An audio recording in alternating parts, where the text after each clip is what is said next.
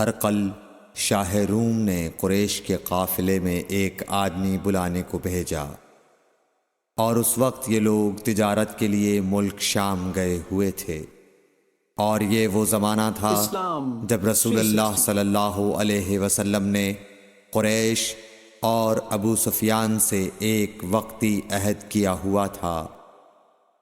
جب ابو سفیان اور دوسرے لوگ ہرقل کے پاس ایلیا پہنچے جہاں ہرقل نے دربار طلب کیا تھا، اس کے گرد روم کے بڑے بڑے لوگ، علماء، وزراء و امراء بیٹھے ہوئے تھے۔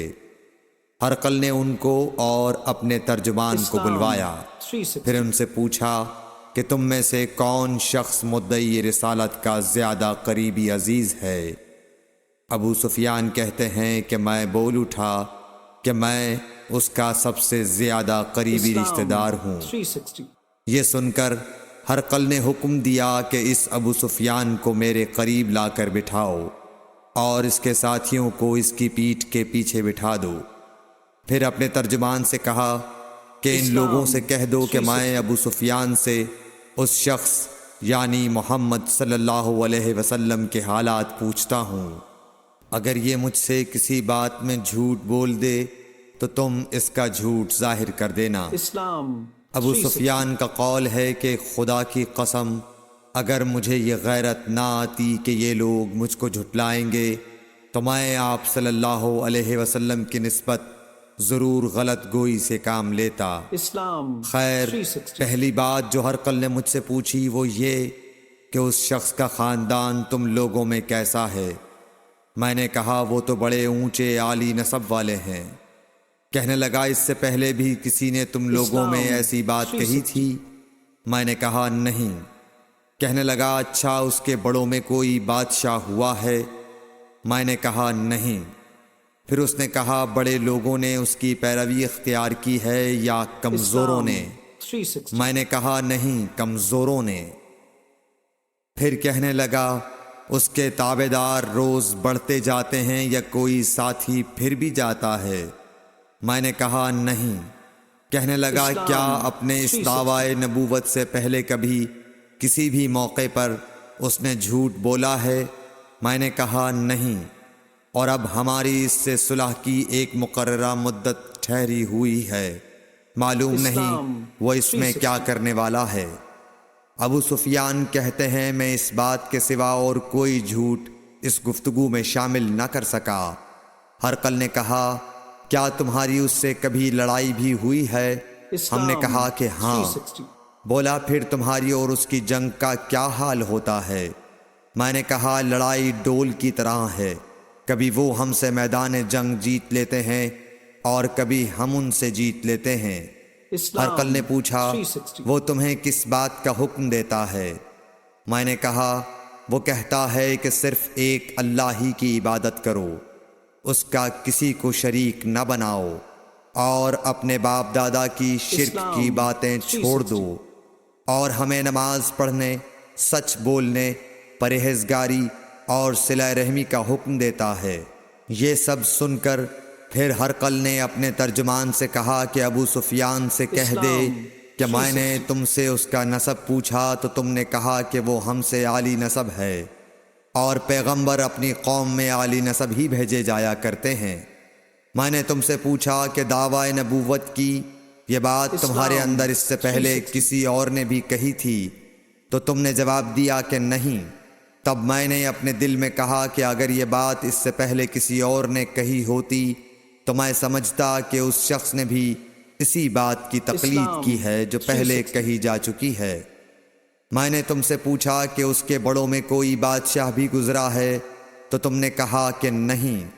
تو میں نے دل میں کہا کہ ان کے بزرگوں میں سے کوئی بادشاہ ہوا ہوگا تو کہہ دوں گا کہ وہ شخص اس بہانے اپنے آباء و اجداد کی بادشاہت اور ان کا ملک دوبارہ حاصل کرنا چاہتا ہے۔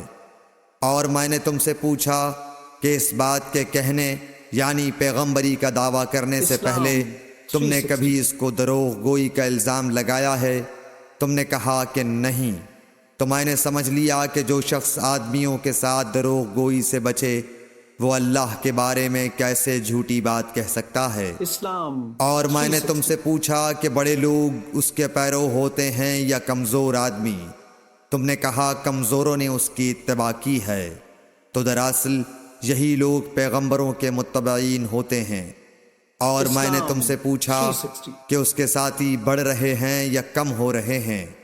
تم نے کہا کہ وہ بڑھ رہے ہیں، اور ایمان کی کیفیت یہی ہوتی ہے حتیٰ کہ وہ کامل ہو جاتا ہے۔ اور میں نے تم سے پوچھا کہ آیا کوئی شخص اس کے دین سے ناخوش ہو کر مرتد بھی ہو جاتا ہے؟ تم نے کہا نہیں۔ تو ایمان کی خاصیت بھی یہی ہے، جن کے دلوں میں اس کی مسرت رچ بس جائے وہ اس سے لوٹا نہیں کرتے۔ اور میں نے تم سے پوچھا کہ آیا وہ کبھی عہد شکنی کرتے ہیں؟ تم نے کہا نہیں۔ پیغمبروں کا یہی حال ہوتا ہے، وہ عہد کی خلاف ورزی نہیں کرتے۔ اور میں نے تم سے کہا کہ وہ تم سے کس چیز کے لیے کہتے ہیں؟ تم نے کہا کہ وہ ہمیں حکم دیتے ہیں کہ اللہ کی عبادت کرو، اس کے ساتھ کسی کو شریک نہ ٹھہراؤ، اور تمہیں بتوں کی پرستش سے روکتے ہیں، سچ بولنے اور پرہیزگاری کا حکم دیتے ہیں۔ لہٰذا اگر یہ باتیں جو تم کہہ رہے ہو سچ ہیں تو ان قریب وہ اس جگہ کا مالک ہو جائے گا کہ جہاں میرے یہ دونوں پاؤں ہیں۔ مجھے معلوم تھا کہ وہ پیغمبر آنے والا ہے، مگر مجھے یہ معلوم نہیں تھا کہ وہ تمہارے اندر ہوگا۔ اگر میں جانتا کہ اس تک پہنچ سکوں گا تو اس سے ملنے کے لیے ہر تکلیف گوارا کرتا۔ اگر میں اس کے پاس ہوتا تو اس کے پاؤں دھوتا۔ ہرقل نے رسول اللہ صلی اللہ علیہ وسلم کا وہ خط منگایا جو آپ نے وحیہ کلبی رضی اللہ تعالیٰ عنہ کے ذریعے حاکم بصرہ کے پاس بھیجا تھا، اور اس نے وہ ہرقل کے پاس بھیج دیا تھا۔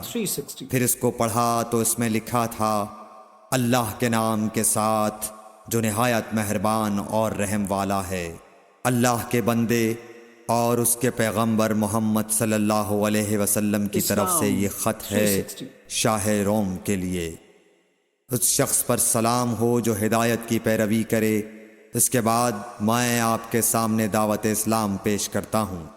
اگر آپ اسلام لے آئیں گے تو دین و دنیا میں سلامتی نصیب ہوگی، اللہ آپ کو دوہرا ثواب دے گا۔ اور اگر آپ میری دعوت سے روگردانی کریں گے تو آپ کی رعایا کا گناہ بھی آپ ہی پر ہوگا۔ اور اے اہل کتاب، ایک ایسی بات پر آ جاؤ جو ہمارے اور تمہارے درمیان یکساں ہے، وہ یہ کہ ہم اللہ کے سوا کسی کی عبادت نہ کریں اور کسی کو اس کا شریک نہ ٹھہرائیں، اور نہ ہم میں سے کوئی کسی کو خدا کے سوا اپنا رب بنائے۔ پھر اگر وہ اہل کتاب اس کتاب سے منہ پھیر لیں تو مسلمانوں، تم ان سے کہہ دو کہ تم مانو یا نہ مانو، ہم ایک خدا کے اطاعت گزار ہیں۔ ابو سفیان کہتے ہیں، جب ہرقل نے جو کچھ کہنا تھا کہہ دیا اور خط پڑھ کر فارغ ہوا تو اس کے ارد گرد بہت شور و غوغا ہوا، بہت سی آوازیں اٹھیں اور ہمیں باہر نکال دیا گیا۔ تب میں نے اپنے ساتھیوں سے کہا کہ ابو کبشہ کے بیٹے حضرت صلی اللہ علیہ وسلم کا معاملہ تو بہت بڑھ گیا۔ دیکھو تو اس سے بنی اصفر روم کا بادشاہ بھی ڈرتا ہے۔ مجھے اس وقت سے اس بات کا یقین ہو گیا کہ حضور صلی اللہ علیہ وسلم ان قریب غالب ہو کر رہیں گے، حتیٰ کہ اللہ نے مجھے مسلمان کر دیا۔ راوی کا بیان ہے کہ ابن ناطور ایلیا کا حاکم ہرقل کا مصاحب اور شام کے نصارہ کا لاٹ پادری بیان کرتا تھا کہ ہرقل جب ایلیا آیا ایک دن صبح کو پریشان اٹھا تو اس کے درباریوں نے دریافت کیا کہ آج ہم آپ کی حالت بدلی ہوئی پاتے ہیں، کیا وجہ ہے؟ ابن ناطور کا بیان ہے کہ ہرقل نجومی تھا، علم نجوم میں وہ پوری مہارت رکھتا تھا۔ اس نے اپنے ہم نشینوں کو بتایا کہ میں نے آج رات ستاروں پر نظر ڈالی تو دیکھا کہ ختنہ کرنے والوں کا بادشاہ ہمارے ملک پر غالب آ گیا ہے۔ بھلا اس زمانے میں کون لوگ ختنہ کرتے ہیں؟ انہوں نے کہا کہ یہود کے سوا کوئی ختنہ نہیں کرتا، سو ان کی وجہ سے پریشان نہ ہوں۔ سلطنت کے تمام شہروں میں یہ حکم لکھ بھیجیے کہ وہاں جتنے یہودی ہوں سب قتل کر دیے جائیں۔ وہ لوگ انہی باتوں میں مشغول تھے کہ ہرقل کے پاس ایک آدمی لایا گیا جسے شاہ غسان نے بھیجا تھا۔ اس نے رسول اللہ صلی اللہ علیہ وسلم کے حالات بیان کیے۔ جب ہرقل نے سارے حالات سن لیے تو کہا کہ جا کر دیکھو وہ ختنہ کیے ہوئے ہے یا نہیں۔ انہوں نے اسے دیکھا تو بتلایا کہ وہ ختنہ کیا ہوا ہے۔ ہرقل نے جب اس شخص سے عرب کے بارے میں پوچھا تو اس نے بتلایا کہ وہ ختنہ کرتے ہیں۔ تب ہرقل نے کہا کہ یہی محمد صلی اللہ علیہ وسلم اس امت کے بادشاہ ہیں جو پیدا ہو چکے ہیں۔ پھر اس نے اپنے ایک دوست کو رومیہ خط لکھا اور وہ بھی علم نجوم میں ہرقل کی طرح ماہر تھا۔ پھر وہاں سے ہرقل حمص چلا گیا۔ ابھی حمص سے نکلا نہیں تھا کہ اس کے دوست کا خط اس کے جواب میں آ گیا۔ اس کی رائے بھی حضور صلی اللہ علیہ وسلم کے ظہور کے بارے میں ہرقل کے موافق تھی کہ محمد صلی اللہ علیہ وسلم واقعی پیغمبر ہیں۔ اس کے بعد ہرقل نے روم کے بڑے آدمیوں کو اپنے حمص کے محل میں طلب کیا اور اس کے حکم سے محل کے دروازے بند کر لیے گئے۔ پھر وہ اپنے خاص محل سے باہر آیا اور کہا، اے روم والو، کیا ہدایت اور کامیابی میں کچھ حصہ تمہارے لیے بھی ہے؟ اگر تم اپنی سلطنت کی بقا چاہتے ہو تو پھر اس نبی صلی اللہ علیہ وسلم کی بیعت کر لو اور مسلمان ہو جاؤ۔ یہ سننا تھا کہ پھر لوگ وحشی گدھوں کی طرح دروازوں کی طرف دوڑے مگر انہیں بند پایا۔ آخر جب ہرقل نے اس بات سے ان کی یہ نفرت دیکھی اور ان کے ایمان لانے سے مایوس ہو گیا تو کہنے لگا کہ ان لوگوں کو میرے پاس لاؤ۔ جب وہ دوبارہ آئے تو اس نے کہا، میں نے جو بات کہی تھی اس سے تمہاری دینی پختگی کی آزمائش مقصود تھی، سو وہ میں نے دیکھ لی۔ تب یہ بات سن کر وہ سب کے سب اس کے سامنے سجدے میں گر پڑے اور اس سے خوش ہو گئے۔ بالآخر ہرقل کی آخری حالت یہی رہی۔ صحیح بخاری حدیث نمبر 7۔ قرآن و حدیث